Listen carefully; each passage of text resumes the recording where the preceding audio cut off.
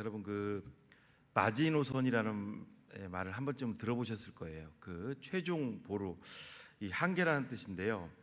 프랑스의 그 전쟁부 장관이었던 그 앙드레 마지노 장군의 이름에서 따온 겁니다. 1차 세계대전 때 프랑스가 피해를 많이 했습니다. 이 프랑스하고 이제 여러 나라가 국경을 맞대고 있는데 이 프랑스가 또 전쟁이 일어나면은 우리나라에 굉장히 피해를 줄 나라를 독일로 단정을 하고 이제 동쪽이죠. 동쪽에 프랑스가 국경을 맞대고 있는 이 독일에 모든 전력을 다 집중을 했어요. 독일이 넘어오지 못하도록. 그래서 거기에 높이가 6m, 폭이 막 3.5m 이상 되는 콘크리트 옹벽을 쌓고요. 거기에 대전차라든가 각종 포병, 또 지하에는 엄청난 양의 탄약고, 식량 보급 창고, 이걸 절대적으로 거기에 다 이렇게 집중시킨 거예요. 오늘날 우리나라 남북한 대치감돼 있잖아요. 휴전선 이상으로 엄청난 전력을 거기에 배치를 시켰어요. 자, 세계 2차 세계 대전이 이제 독일을 중심으로 일어났는데 독일이 어떻게 뚫고 들어왔을까요? 여러분 독일을 하면은 왜 프랑스가 특히 여기에 이런 지상 전력을 집중적으로 배치했냐면, 독일은 아마 들어보셨을 거예요. 축구할 때도 독일은 전차 군단으로 나옵니다. 워낙 독일은 육상의 육군이죠. 육군력이 전차를 앞두고 강하다 보니까 거기에 아예 옹벽을 다 배치를 한 거예요. 독일이 그러면 2차 세계대전 때 거기를 뚫고 들어왔을까요? 못 들었습니다.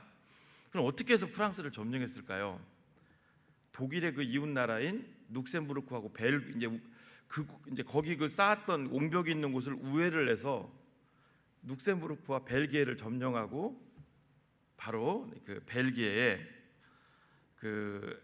아르센 산맥을 통해서 프랑스로 넘어온 거예요. 이게 바로 마지노선입니다. 그러니까 무슨 얘기냐면, 프랑스의 장점은 독일에 대비를 했다는 거예요. 그런데 문제는 한 곳만을 바라봤다는 거죠. 한 곳만을. 우리도 마찬가지입니다. 바로 저는 마지노선을 보면서 우리의 이 고정관념들을 깨라는 거예요. 여러분 성경은 이제 오늘 제가 설교를 하고 있습니다만, 이 설교는 2000년 전의 메시지를 해석을 해요. 그리고 오늘날 상황을 또 해석을 하고 오늘날 나의 상황을 해석을 해서 접목하는 게 설교잖아요. 오늘 우리가 읽었던 11장 25절로 제가 25절까지 이제 읽었습니다만, 원래는 좀 더 말씀을 이제 11장 30절까지 봐야 되는데 좀 줄인 겁니다. 자, 그러면 이 본문에서 핵은 무엇일까요? 설교를 하다 보면 순차적으로 해석할 게 있고 핵심되는 핵을 찾아야 되는 게 있는데, 오늘 본문의 맥은 이 순차적으로 해석해서 풀리는 것이 아닙니다. 바로 이 핵은 25절에 있어요. 25절을 먼저 붙잡고 이제 풀어나가야 되는 거죠. 그럴 때 오늘날의 삶에 그대로 이 접목이 됩니다. 여러분들이 이 말씀을 이 말씀을 내 삶에 좀 접목을 시키면 좋을 것 같아요. 자, 25절 말씀을 그런 의미에서 같이 읽어볼까요? 시작. 그때 예수께서 대답하여 이르시되, 천지의 주제이신 아버지여, 이것을 지혜롭고 슬기 있는 자들에게는 숨기시고 어린아이들에게는 나타내심을 감사하나이다. 이 지혜롭게 슬기로운 자들은 누구냐면, 세례 요한이 왔는데도, 예수님이 왔는데도 꿈쩍도 하지 않았던 당시 유대 지도자들을 얘기합니다. 바리새인들과 서기관들, 유대 지도자들. 그럼 여기 어린아이들은 그냥 어린아이들을 얘기하는 것이 아니라 예수님이 왔을 때 예수님을 받아들인 자들, 제자들과 예수님을 진실로 받아들인 자들, 그런 사람들을 얘기를 합니다. 그러면서 예수님이 이 당시의 세대를 진단하세요. 오늘도 우리가 여러분 이 신앙생활을 하면서 오늘 여러분들이 이 자리에 오셨잖아요. 말씀을 통해서, 말씀이 청진기라면 현재 지금 세대를 진단하고 이 세대 속에 사는 내 삶을 진단하는 것이 굉장히 중요해요. 자, 지금 이 세대를 예수님이 진단하는데 이제 11장 16절과 17절 말씀을 어떻게 진단하는지 한번 볼까요? 자, 읽어드릴게요. 이 세대를 무엇으로 비유할까? 비유하건대 아이들이 장터에 앉아 제 동물을 불러 이르되 우리가 너희를 향하여 피를 불어도 너희가 춤추지 않고 우리가 슬피 울어도 너희가 가슴을 치지 아니하였담과 같도다. 이게 뭐냐면요, 이때 당시 아이들이 시장에서 뭐 놀 게 별로 없으니까 우리 어렸을 때 뭐 간단한 거 가지고 놀았잖아요. 마찬가지로 이때도 지금처럼 놀이기구가 흔치 않던 시대니까 이때 아이들이 시장에서 했던 게 뭐냐면 그 결혼식 놀이하고 장례식 놀이였습니다. 주로 했던 게 결혼식 놀이와 장례식 놀이. 이 결혼식 놀이는 뭐냐면요, 이제 역할극을 하는 거예요. 너는 신랑이, 너는 신부에 이렇게 하면서 여러분 유대인들 결혼식 들어보셨죠? 유대인들 결혼식은요 우리하고 다르게 잘 사는 사람들은 길게는 일주일 동안 합니다. 그리고 서민들은 뭐 2, 3일, 최소 2, 3일 하는데 문제는 낮에는 할 일 다 하고 주로 저녁에 하는 거예요. 근데 유대인들의 결혼식은요 저녁에 우리 그 가나의 혼인잔치에서 보듯이 단순하게 그냥 포도주만 마시는 것이 아니라 막 춤추고 즐기는 거예요. 유대인들의 결혼식인데 지금 아이들이 결혼식 놀이를 하고 있는 거예요. 뭐 술은 안 먹겠죠. 그런데 너는 뭐 신랑 신부 하면서 근데 춤추고 막 즐기고 막 피리 불고 그렇게 해야 되는데 다 무반응인 거예요. 다 무반응인 거예요. 이건 뭐를 의미하냐면 유대인의 결혼식은 바로 예수님을 얘기합니다. 예수님이 이 땅에 오셔서 예수님은 어땠어요? 세상 속으로 들어가셨죠. 그리고 같이 어울리면서 복음의 기쁜 소식을 전하셨죠. 예수님은 나를 믿으면 또 하나님을 믿으면 너희들이 참 쉼을 얻게 되고 너희들에게 참 기쁨과 만족이 있다. 근데 이런 말씀을 예수님이 전하시고 직접 들어가서 예수님은 포도주도 마시기도 하고 같이 어울리셨어요. 그런데 어떻다는 거예요? 사람들이 무반응입니다. 무반응. 그렇죠? 무감각, 무반응 속에 있다는 거예요. 자, 그러면서 아이들이 결혼식 놀이를 하는데요, 사람들이 우리 자기 친구들이 반응이 없으니까 이번에는 장르를 바꿨습니다. 어떤 놀이를 하냐면 장례식 놀이를 하는 거예요. 너는 또 누구 죽은 뭐 이렇게 역할을 주었겠죠. 그리고 장례식 놀이를 하는 거예요. 근데 장례식 놀이를 해도 아무 감각이 없는 거예요. 장례식 놀이는 누구를 얘기하냐면 세례 요한의 사역을 얘기합니다. 여러분 요한은 어땠어요? 요한은 사람들 속으로 들어간 게 아니라 오히려 광야로 나갔어요. 그리고 거기서 요한이 기쁜 말씀을 전한 것이 아닙니다. 회개의 말씀을 전했죠. 그렇죠? 너희들이 회개하지 않으면 회개하라 천국이 가까웠느니라. 회개하지 않으면 너희들 죽는다. 회개하지 않으면 잘못된다. 근데 요한의 그 메시지에도 어때요? 사람들이 우리 친구들이 장례식 놀이를 했을 때도 아이들이 전혀 반응이 없던 것처럼 요한의 메시지 속에서도 사람들이 전혀 반응이 없었다는 거예요. 이 얘기를 지금 하는 거예요. 자, 왜 예수님이 이때 당시의 상황을, 시대적 상황을 결혼식과 장례식과 결혼식에 비유했을까? 그 이유가 있다는 거예요. 이 당시에 이스라엘 사람들의 상황을 보여주기 위한 거예요. 자, 이 당시에 이스라엘 사람들의 상황을 잠깐 우리가 한번 보겠습니다. 여러분, 이스라엘은 어떤 시대를 겪었냐면요, 말라기 이후로 굉장히 혼돈의 시대로 들어갑니다. 자, 페르시아 시기가 있었고요. 다 귀하는 건 아니거든요. 페르시아 시기가 끝나니까 우리가 흔히 바사라고 하는 어떤 시기가 옵니까? 또 헬라 제국 시기가 옵니다.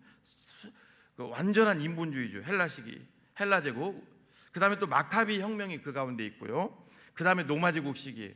그러면서 이스라엘은 극심한 이 혼란에 빠지게 되는데, 예수님 당시는 어떤 시대였냐면 로마의 압제하에 있었지만 문화적으로는 그리스 헬라 시기예요. 헬라 시기. 여러분, 그 헬라 문화가 뭐냐면요, 이게 헬레니즘 사상이라고 하는데 이거예요. 헬라는 자기들이 정복한 곳에 가가지고 너희들은 우리 신을 섬겨, 그게 아닙니다. 상대방의 신을 인정해 줬어요. 이 헬라가 다신교거든요. 다신교. 상대방의 신을 인정해 줬어요. 그러다 보니까 이스라엘 민족은 어떤 민족이에요? 철저한 유일신, 하나님은 야훼 하나님, 원어가 야훼죠. 야훼 하나님을 믿는 민족입니다. 그런데 헬라 문화가 잠식해 들어오면서 이제 그들이 혼돈 속에 빠지는 거. 우리는 하나님만을 바라보고 왔는데 이렇게 신들이 많아. 그 신들 다신교로 바뀌면서, 그러면서 이제 나온 게 뭐냐면, 야, 이거 헬라 문화로 빠지면은 이거 큰일 나겠다. 그래서 나온 게 바리새 운동이죠. 그러나 헬라 문화에 또 잠식됐던 사람들도 많았죠. 그 대표적인 사두개인들이죠. 부활 뭐 이런 것들, 죽음 이후의 세계, 그런 것들 안 믿었죠. 자, 이런 속에 이제 문화는 헬라 문화가 이제 판을 치고 있었고요. 또 한쪽에서는 이스라엘의 또 유대 율법 종교적인 관습, 뭐냐면요, 다들 아실 거예요. 이스라엘은 철저하게 가문, 가족, 친족끼리 딱 연결되어 있는 공동체적 이런 세계관 속에 똘똘 뭉쳐 있는 사람들이 또 있었어요. 그러다 보니까 이 공동체적 이 세계관 속에 똘똘 뭉쳐 있다 보니까 어떤 게 들어와도 먹히지가 않는 거예요. 이게 문제는요, 하나님의 말씀이 들어와도 이게 안 되는 거예요. 먼저 자기들의 관습과 먼저 그 인간 중심이 먼저예요. 여러분, 대표적인 게 그거예요. 예수님이 어떤 사람을 제자로 삼으려고 부를 때 그 사람이 뭐라고 합니까?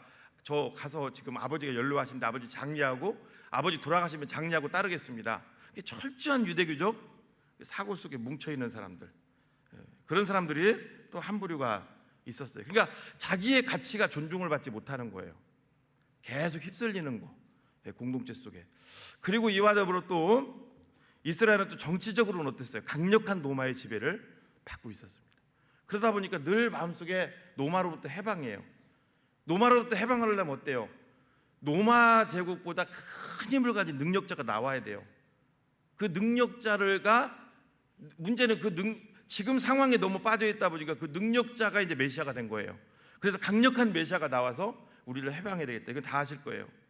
자, 이러다 보니까 자, 다신교, 강력한 능력자를 원하죠. 또 한쪽에서는 내 개인의 어떤 그런 어떤 의견이 다 무시되죠. 공동체적 유대교적 율법 사고 속에 있죠. 이런 또 그리고 여러 시대를 거치면서 극심한 혼돈의 시기에 빠져 있죠. 이러다 보니까 세례 요한의 메시지가 안 먹히는 거예요. 당연히 예수님의 메시지를 먹힐까 안 먹힐까요? 안 먹히는 거예요. 사람들은 무감각, 무반응 속에, 또 수많은 또 우상들 속에 이스라엘이 놓여져 있었다는 거예요. 자, 여러분, 그러면 이것을 오늘날로 어떻게 가져올까? 지금 2025년 8월 10일이라는 날짜에 이것을 가져오고 여러분들 속에 어떻게 가져올까요? 자, 이스라엘은 그런 혼동기를 거치면서 어떠한 메시지도 이게 쉽게 안 먹히는 거예요. 안 먹히다 보니까 어떤 일이 일어났습니까? 신앙이 종교가 된 거예요. 종교가. 그래서 여러분, 예수님이 왔을 때 성전도 다 종교가 돼 버렸어요. 그죠? 그리고 제사장도 성경대로 뽑지 않고 다 종교인들이 된 거예요. 바리새인들, 서기관들, 주님이 그랬잖아요. 다 외식하는 자들, 종교인들. 자, 오늘날로 이걸 가지고 와 볼게요. 이게 왜 위험하냐면 알렉산더 버트하니라는 사람이 쓴 무관심의 시대라는 책이 있어요. 오늘날의 시대에 가장 위험한 게 뭐냐면요, 우리 신앙을 좀먹는 게 바로 무감각, 이 무관심의 시대라는 거예요. 무감각, 무관심의 시대.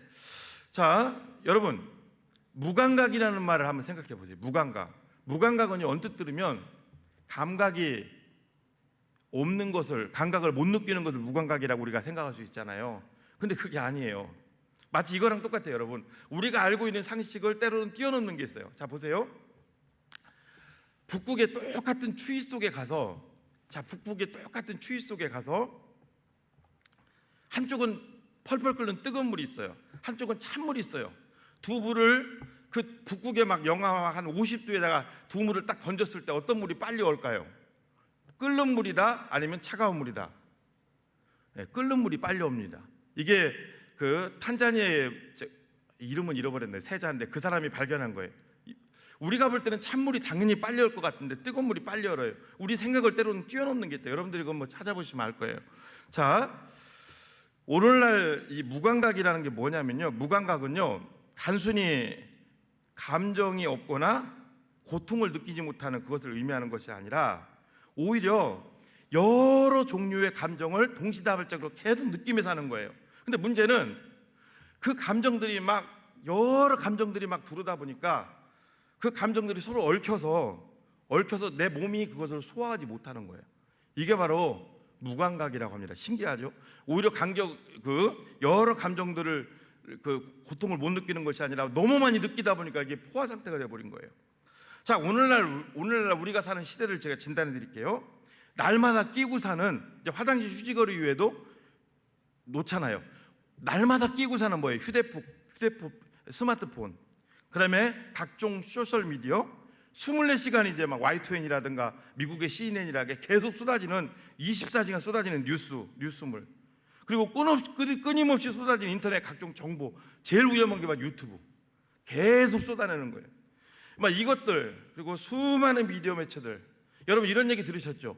인류의 몇만 년 해놓을 것을 요즘 몇십 년에 그걸 지금 다 이루었다고. 이거 틀린 게 아니거든요. 어마어마한 것들이 우리 속에 쏟아지면서 결국 어떤 일이 일어나면, 이런 엄청난 이런 어떤 그런 우리 감각을 자극시키는 이 홍수 속에 우리가 살면서, 문제는 뭐예요, 여러분?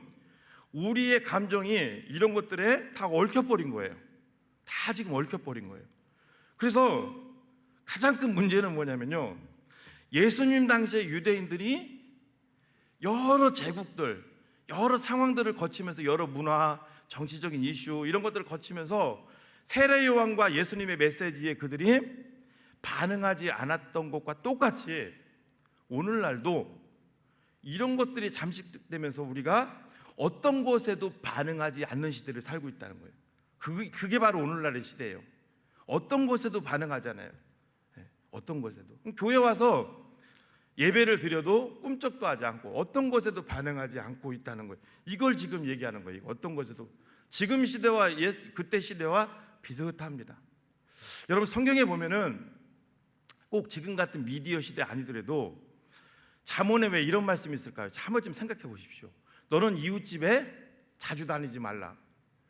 너는 함부로 하나님 앞에서 말하지 말라. 말 많이 하지 말라는 거예요. 그리고 왜 자주 다니지 말라? 똑같아요, 여러분. 여러 가지 감정에 이끌리다 보면 하나님의 메시지가 우리 속에 들어와도 꿈쩍도 하지 않는 거예요.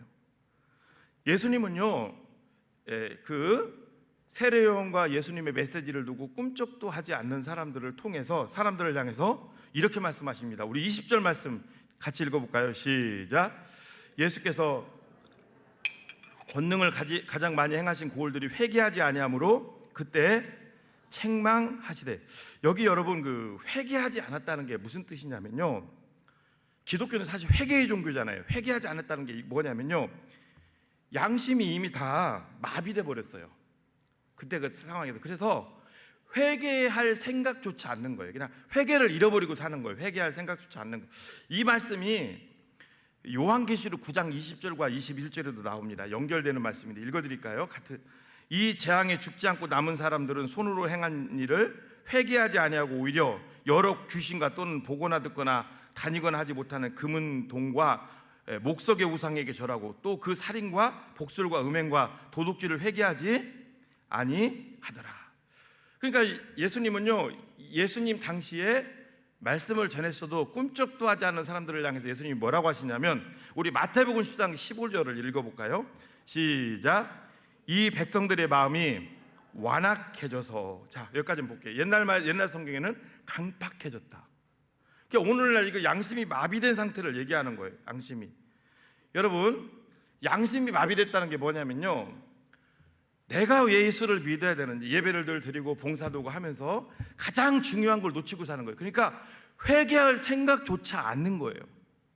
저는 이 말씀을 준비하면서 여러분들과 저에게 한번 점검해 보시라는 거예요.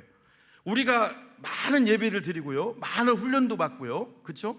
많은 또 우리가 사역들을 행합니다. 그러면 10년 전, 20년, 30년하고 비교할 때 예수 믿고 나서 얼마나 내가 지금 변화되어 가고 바뀌었는지도 한번 우리를 좀 점검해 보시라는 거예요.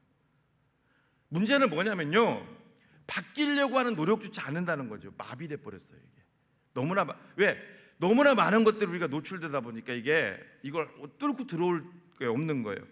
그러면서 예수님이 예를 드는 도시들을 예를 드는데요.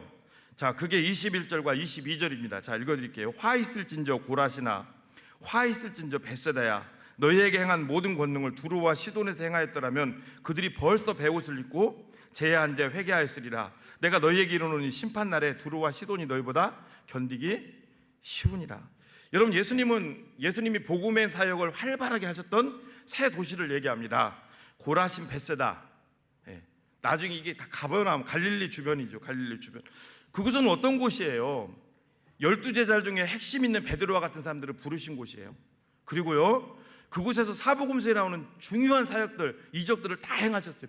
바람과 바다도 잔잔하게 하시고, 무리도 막 걷기도 하시고, 중풍병자도 고치기도 하시고, 오병이의 사역도 행하시고, 이런 엄청난 사역들을 행하셨고, 거기 있는 사람들이 구름대같이 예수님께 몰려왔어요.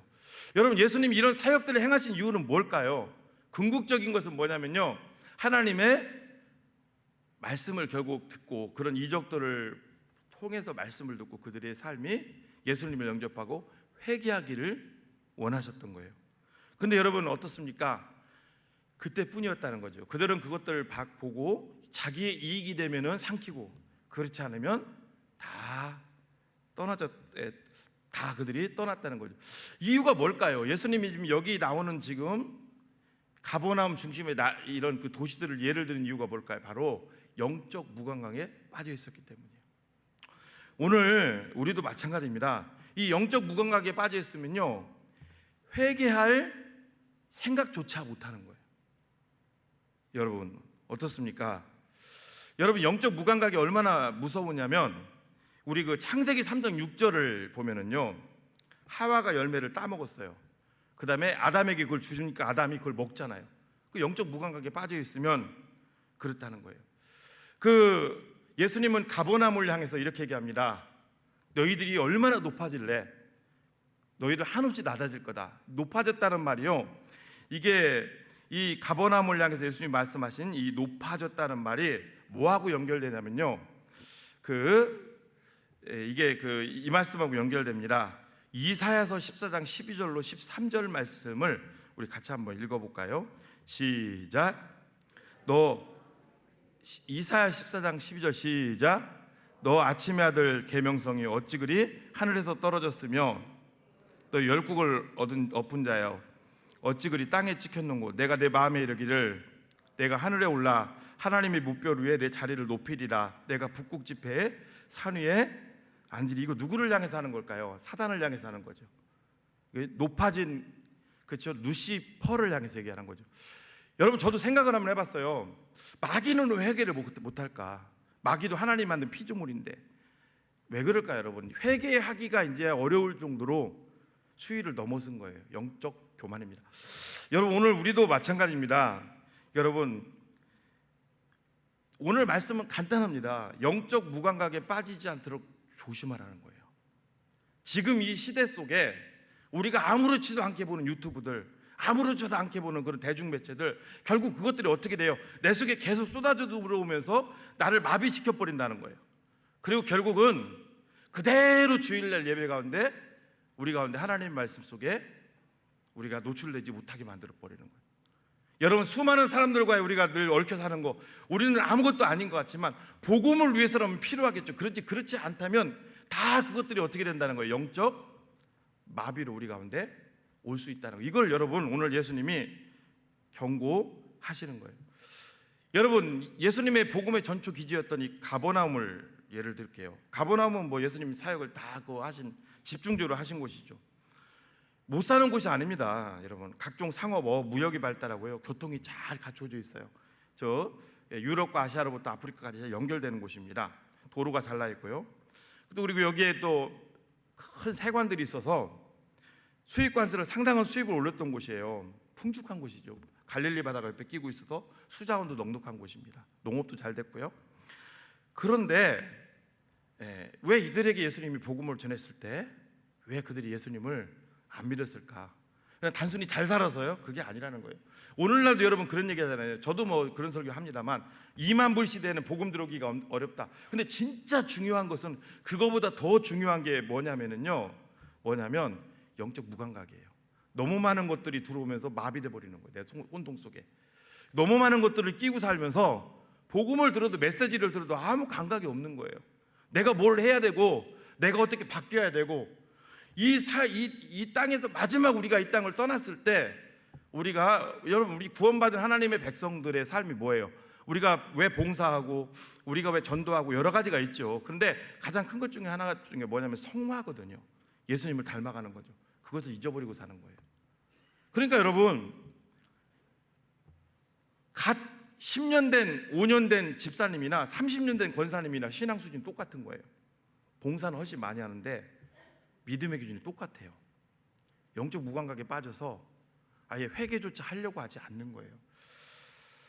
여러분, 영적 무감각이 얼마나 무서운지 예를 하나만 들어볼게요. 공감하시는지 안 하시는지 한번 여러분 느껴보십시오.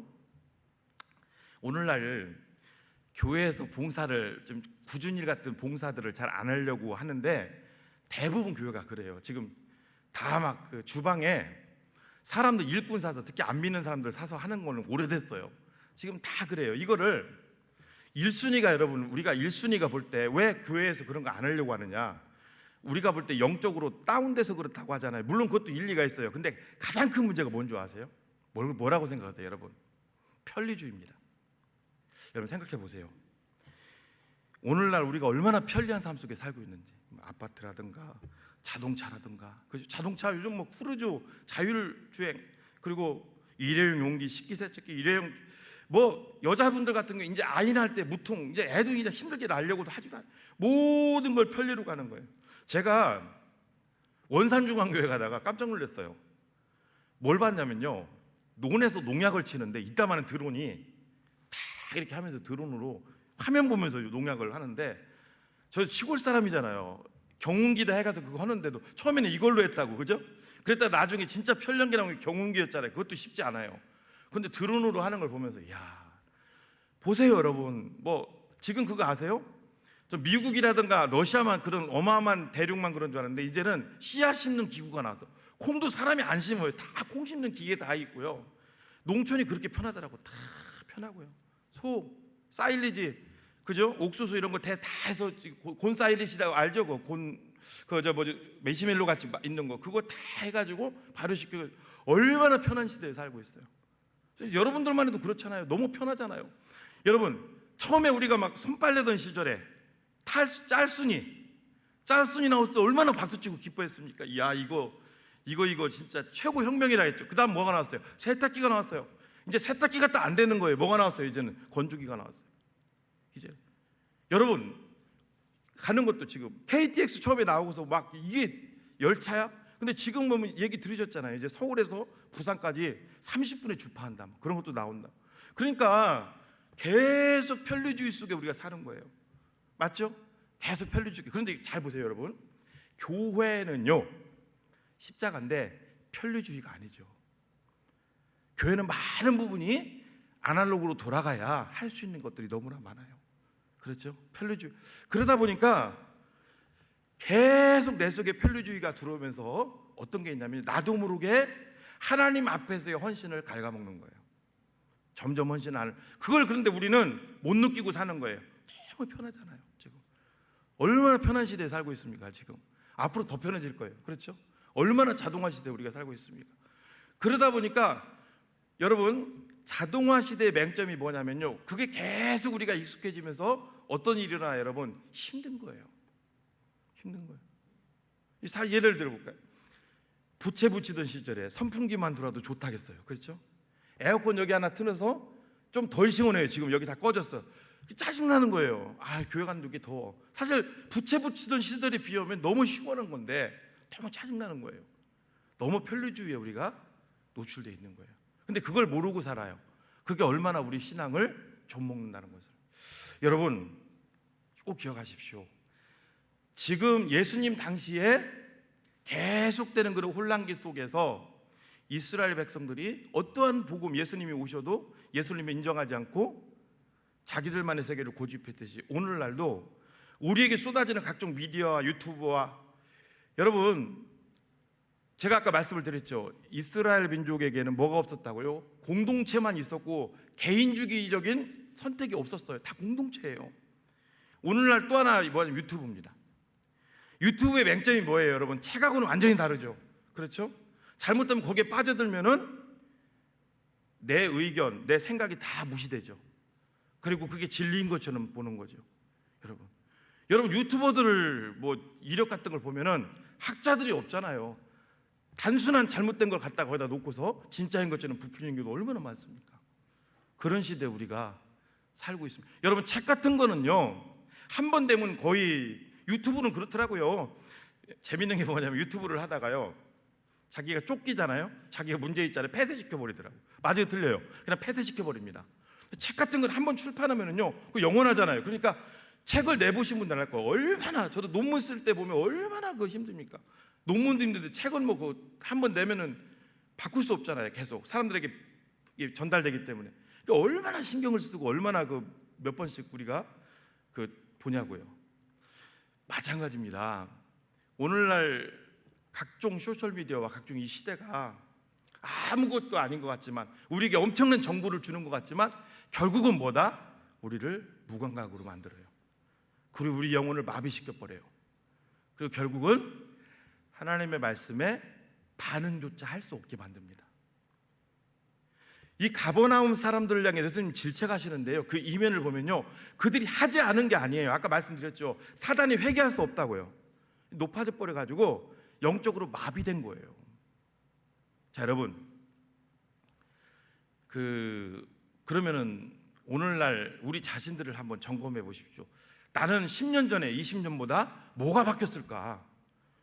여러분, 예배 수도 없이 드리잖아요. 와서 기도도 많이 하시고 봉사도 많이 하잖아요. 어떤 게 바뀌었을까? 한번 바울을 보십시오. 바울은 어떻게 얘기를 합니까?